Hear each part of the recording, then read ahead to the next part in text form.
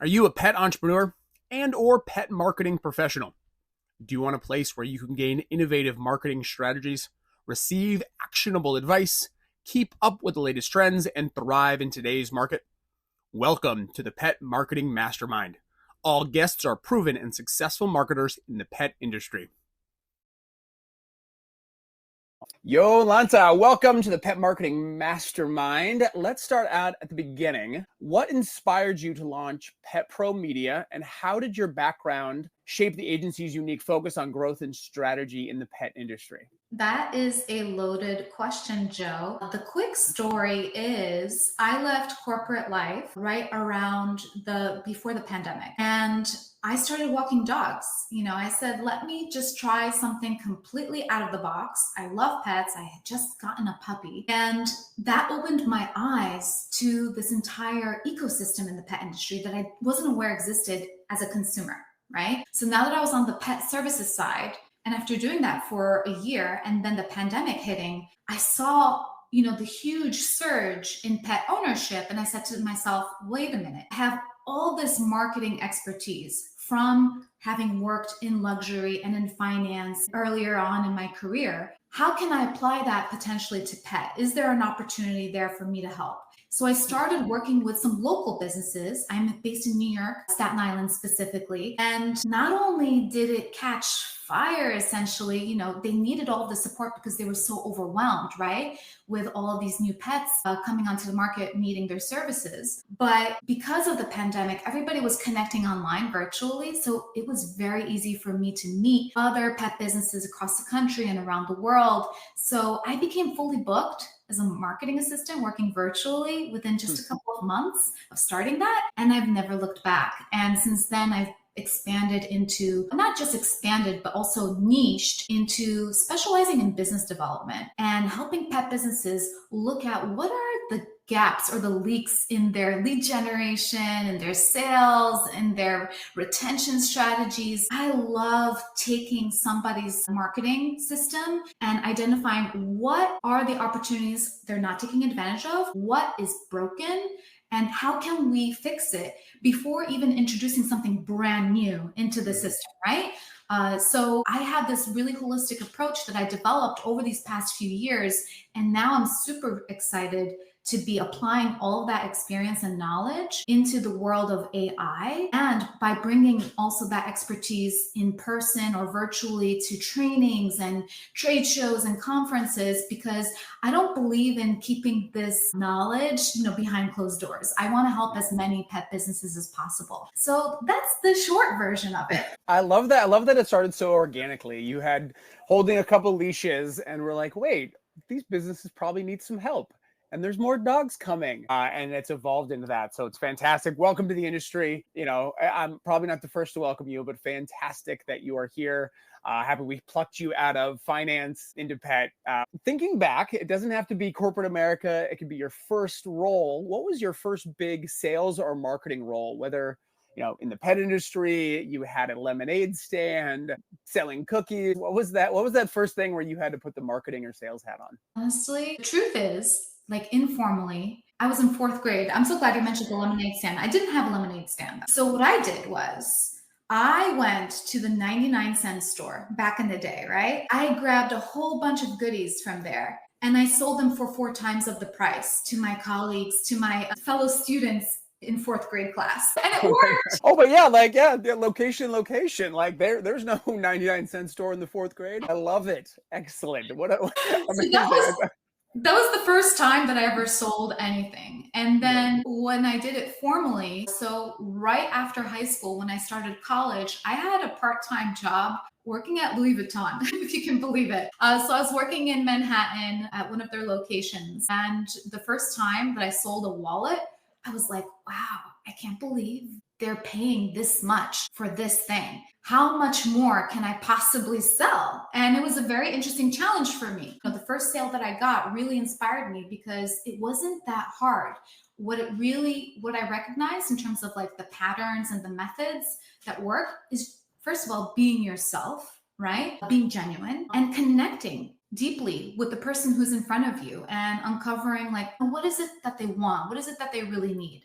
So in the luxury world, that looks a little bit different than in the pet industry. So like you said, if we want to dive into other industries, we can. But those two very different examples were my first foray into sales and marketing. I love that candy bars went to Louis Vuitton, little purses. That's an awesome. It feels like that's the cover of your book. Where AI can brainstorm probably a better one, but I like it from from candy bars to Louis Vuitton to dog collars. I like it. So you've worked with so many companies in the pet space. What trends or maybe challenges made you realize there was a major need for specializing in your services? What was did you see a poorly put together ad? Did you get an email? Was it a friend who was, commiserating over cocktails? What was that moment, that aha moment? So because pet professionals work so deeply in their business, the trend and pattern that I noticed was they don't really spend time working on their business, right? They don't have the chance or opportunity to really sit down, plan and strategize, and then execute consistently.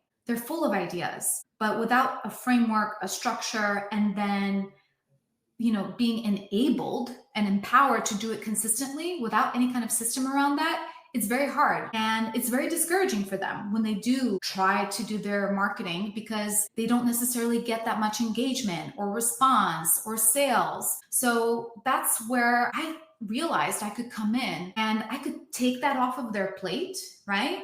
So that they could focus on their zone of genius, right? Which is working directly with pets. Amazing. I love that. Given this holistic approach, strategic, data-driven, how do you translate into marketing campaigns that truly feel authentic to pet parents? Obviously, pet parents know when you're being fake, when it's marketing material. How do you translate that so this doesn't get caught up into, marketing lingo, or I talk to my clients like inside baseball? It's like, these are the only things that you talk about in your building. How are you translating that to your clients' marketing materials? So there's two key ingredients to authentic and genuine messaging in your marketing. First is really knowing your customer, getting to know them really well, taking the time to ask them follow-up questions when they do buy with your business, right? What motivated them to buy? What else can they get help with? What are some strategic recommendations you can make based on their needs? The only way to really do that is to ask and get to know them really well. And if you don't have the opportunity to ask them directly, or maybe you're a little bit shy because a lot of business owners don't feel comfortable doing that, or they may feel it's kind of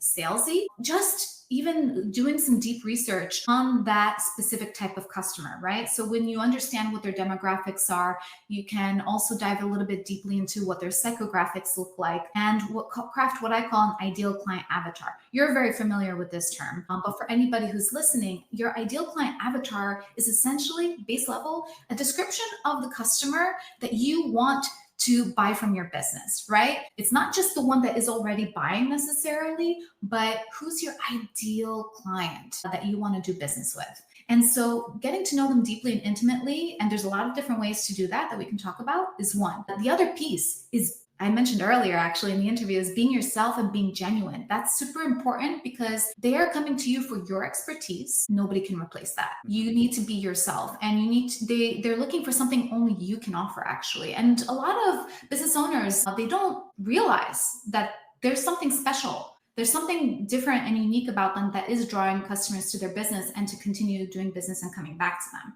I love that. It's so important to really understand, kind of know yourself and know your customer. And then you take all that through the filter, all your language, all your marketing, all your landing pages through that filter of like, does this appeal to them? Or these brands that they like? Would this make them want to purchase that future customer? Absolutely fantastic. So you've helped brands grow market share in very competitive industries. What are some key marketing shifts you've recently seen that brands need to pay attention to? Obviously, the elephant in the room, consumer behavior, current economic uncertainty, that's having a huge impact on that. So when you're looking at consumer behavior, the American Pet Products Association just released their 2025 report, and there's now a significant increase, not just in the younger customer base like millennials, but Gen Z. Gen Z is rising. The trend is not stopping in terms of pet ownership, and they want personalization. in their communication and their messaging. It is essential. And doing that at scale is really challenging, right? Depending on how big your business is. And it can come off as very time consuming.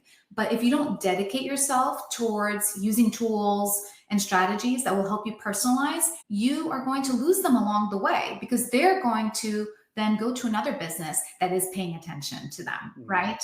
And is really speaking to their needs, right? And also helping them realize their dreams. All of these pet parents that are doing business with you, they have a very specific goal in mind. Maybe it's to give their hopefully to give their pet their best life ever, but also even more niche and specific about that, right? Like holistic wellness or activity or enrichment. So you have to really hone in on, what are their desires and needs and how you speak to them and how you personalize your messaging to really help them take those consumers on a customer journey so that they don't just, discover you on TikTok and, follow you, but never buy from you. But then they actually get compelled to say, okay, let me try one of their products. And then the offers shouldn't stop there. Here's where, unfortunately, brands may be missing the mark is, somebody got they got a sale from someone. Let's try to sell to them again. But rather than just trying to sell to them like, hey, look, we have a new line of this, you should try, actually giving them some valuable content to help nurture that customer and help you position your brand as an expert, as the go-to. That way they're going to go deeper and deeper through the customer journey with you rather than drop off after the first sale, which is what happens so often these days, unfortunately, because they're missing that mark of personalization. Very much so. And that right message, that right time, that right customer, when you open up your email or inbox or any social channel, the thing that's the most timely and for you and personalized is what you reply to and what you're engaging with first. And so brands being a part of that, you're like, yeah, if I open up an email and it's about my dog, my life, my season, that's way different than like 10% off the whole store. Like, why? Like, what? Like, I don't care. It's a discount? Oh, maybe not. Okay, I'm going to go for something that's more personalized to me. So what a wild shift too. Of like every consumer thinking the whole world revolves around them. But that's what happens, right? Your phone, every website you visit is customized to you. Every app you use is customized to you. That's the status quo as we live in today. So I love that you're aligning your client's journey with just what's happening in the marketplace. Absolutely. Excellent.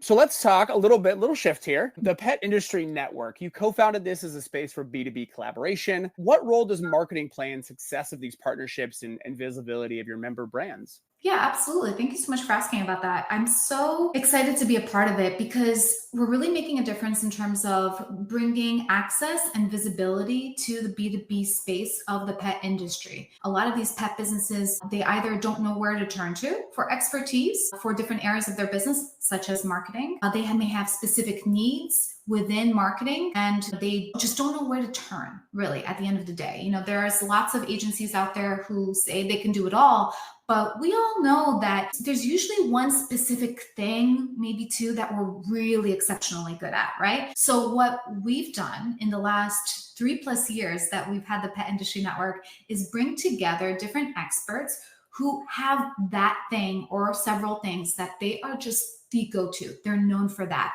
That is their jam. That is where, the businesses that work with them are seeing results. So the most. So we like to help position not just the B2B marketers or operations consultants, but also basically create this space for pet businesses to come to learn not just, how to work with them, but also what can they DIY as well, right? Because what's beautiful about this network is we're not just there to get business, we're there to make an impact in the industry. And that's why we do lots of free events. Actually, we have an annual summit that we do in order to bring together all the experts in basically one room virtually to share their knowledge and expertise. And implementation support with these pet businesses, as well as at the different trade shows, we come together and we rally behind some of those businesses to help them, have their best show ever. So that's super important for us to have that kind of impact that reaches wide. It's not just limited to anybody's scope of work or their client base, right? We're here to make a difference because there's been all this mystery around, what does working with a B2B professional look like? Maybe maybe they have been burned by other B2B professionals in the past. Everybody here in this network is vetted, right? They've worked with each other's clients before, and their own clients are huge raving fans of them. So that's, something special that I haven't seen anywhere else in the pet industry. On the marketing side of things, so we have different experts who specialize in very, specific areas of marketing. And then we come together to actually help. We actually collaborate on our clients' projects to help give a more holistic delivery of a strategy that they're working on. So that's something really cool and special as well. Yeah, it's so important to work together in this space. It's a very small and big space all at the same time, and to have a trusted network and a trusted place for people to go to. And I love that you work on holistically. So it's not just I do this. It's like, well, I'm going to do this, and then you launch your campaign on this day, and we'll increase spend on that day, and we're going to work with this influencer, and we're going to boost it. So it's this cohesive approach to it. So now we're going to go talk to maybe a newer brand in the marketplace. What approach would you use for a new brand in a saturated pet marketplace? Let's say somebody here is thinking of a pet product in the back of their mind, but they went to global and there's a lot of different ones on the shelf. Are there any specific strategies you recommend for standing out, especially online? Absolutely great question. It's exciting to meet startups, right? And those who are just starting their pet business journey, because that's when, honestly, they have the most fire, right? So they're more empowered by their own energy to basically run with that momentum. And they just need the right pieces in place to help them. And here's the thing. Any business, any new business owner is going to, unfortunately, make mistakes and waste some money along the way because there is some trial and error. Okay. So what I would say is, first, be prepared for that. There's no such thing as launching a business perfectly. It doesn't exist. And also the landscape in the pet industry continues to change pretty fast. So what I would say is setting your expectations that you're getting into this industry, you're exploring the opportunity and the space for your product to enter, right? Doing tons of research, really understanding, going back to the customer. Who is it that you're trying to serve? And usually it's themselves. It's someone just like them. And so that makes it even easier. And what I see those successful pet brands, right, that eventually they scale, is those who started with that mission in mind to address the needs of those pet parents who were just like them. So if you just run with that, instead of trying to be a brand for everybody, right, and trying to say, well, I have this amazing treat, everybody should have it. Not everybody wants it. I'm sorry to break it to you. So just focus on building your raving fan base with those who actually want what you are going to deliver. And it could be as, saturated as a treat. I understand, there's tons of treats on the market, but there is something about that you can bring in your own story as to why you started this brand, right? What is it that you're trying to address? What is the differentiating factor about you? There's something, I always say this, there's something unique and special about you and your business. You just have to figure out what it is and essentially communicate it through your marketing. And that's going to resonate with those potential raving fans, right? Those who are going to become your buyers are the ones who are going to resonate with that story. And if you notice that it doesn't necessarily translate, here's the other piece that is really important, is measuring your marketing effectiveness. And this is something that bothers me a little bit because I talk to a lot of pet businesses and I ask them, what are your different rates in your email marketing, or, what is your engagement looking like in your social media? And they just don't know. And that horrifies me. This is, if you take nothing from this podcast today, the one thing I want you to do after listening to this is, if you haven't already, take a look at your analytics for your website, for your email marketing, for your social media, and understand how are your subscribers or followers behaving inside your marketing channels, right? And then how can you potentially tweak your strategy based on the volume and the activity in those different channels in order to amplify your messaging and your reach, right? So looking at, the system that you have right now, look at the numbers. That's going to be a brilliant start after you've already, basically started marketing your product, is you have to look at the results that you're getting, not just from the sales, but your marketing as well. Absolutely. That is a fantastic advice of like telling your story, looking at the numbers. The numbers will drive your direction as well. They're going to be this big sign on the road I had a client and they were like, haven't looked at the numbers. We were working together. We dove into the numbers and they're like, wow, I didn't realize we're getting so many sales from Pinterest. And they were focusing all of their effort on Instagram. And I was like, I don't, you're spending no time, no money, and you're getting 40% of your sales from Pinterest. Maybe we should shift. And it was like, oh, but they just were like ingrained and like, well, everyone I know is on. It was this wild moment where like, they didn't look at the numbers. They just looked at like what they were like, oh, I we need to do this versus like my specific business and winning where you can. And I love that telling your story. Thank you so much. You've been fantastic. I loved all this advice. I'm a geek of the marketing world, so I love when I'm hearing this, and this is amazing.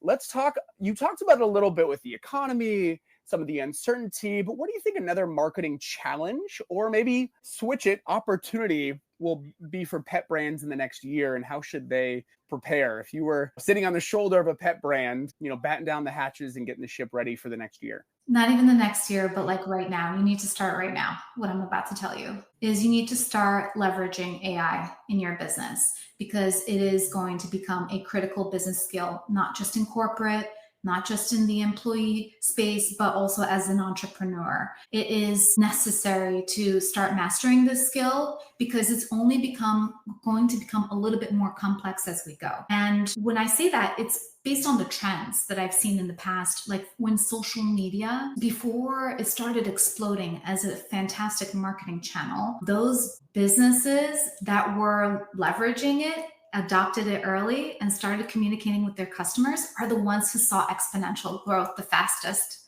So early adoption and mastering that skill and understanding how to use it is going to be so much better for you in the long run, because to this day, even though there's so much resources and accessibility to learn about how to leverage a tool like social media, can't tell you how many pet businesses get overwhelmed. They don't like it because they're not comfortable, because they haven't mastered it, or they just don't know how to get the results out of it, right? So in order for any tool that you use, whatever it is, not just AI, you have to practice with it in order to get good at it, right? So I'm telling you, if you're a pet business owner listening to this and you haven't started working with an AI model like ChatGPT or Claude AI, start now. These tools are free and accessible. So, then there's a lot of different, strategies on there. You can search for it on the internet as well. There's a lot of YouTube video tutorials out there. The other cool thing is you can ask the model itself, hey, I'm a pet business owner. This is my business. I have no idea how to use your tool to help my business. Can you suggest some ways that we can work together? And you'd be amazed. It's literally like having a conversation almost with a person, right? It can sound a little bit robotic when you start using it, but it can give you some ideas. So literally anyone can start right now, right this minute. And this is something I'm very passionate about because it's not just about using it, but using it strategically. And that's what I've invested my time for the last couple of years, actually. In learning, mastering it for myself and my clients, but also educating and training other pet businesses on how to use it. So I spend a lot of time on developing trainings for that, because that will provide some structure and help remove the overwhelm of like, well, I don't know how to start, right? But if you have a guide who can walk you through it, and that way you can learn how to implement it and see results from it, you're going to be more likely to use it. So I'm on this mission to help basically integrate AI into pet business marketing across the industry, because guess what? 78% of marketers are already using it. So it's in their core strategies. So it's important. If you're not using it in your marketing at the bare minimum, it's going to be harder to get on the train later, based on what I've seen with social media, right? So I strongly recommend early adoption. And it is moving so quickly that if you're not on it and you're not on the train and you're not in those models, you're like, wait, I didn't even know you could do that. And I'm even seeing you're seeing social trends, including AI. So if you're not on that train, it's like gonna fly by you. And it's everything you encompass as well, of like knowing your audience and being persistent and looking at the analytics. Like upload your analytics into it. Download a raw of your CSV file of your analytics and upload them into AI. What should I do next? And then like you can make this collaborative process with it. It's a conversation. But again, if you don't get on the boat, it will leave port. And in 6 months, you'll be like, hey, I need to put together a marketing plan. Oh, I don't even know. Absolutely fantastic. Absolutely love that idea. Jump on it today. Maybe right after this podcast, you can jump on it. So finally, thank you again for all your time, your wisdom, your mission in the pet space. Absolutely fantastic. Where can listeners learn more about Pet Pro Media, the Pet Industry Network, and the work you're doing? Absolutely. Thank you so much. First off, thank you for having me on this podcast, because I love having the opportunity to speak to your listeners and to sharing knowledge is very important to me as part of my mission as a pet professional. So thank you. And then if you're listening and you want to learn more about what I do, how to work with me, go to petpromedia.com, and you'll also be able to see there when is my next upcoming training. I do virtual sessions as well as in person at the different trade shows and conferences, and even in businesses. So you can learn all about that there. And then with the Pet Industry Network, if you want to learn more about my peers and how to collaborate with us on your business, go to petindustryNetwork.com,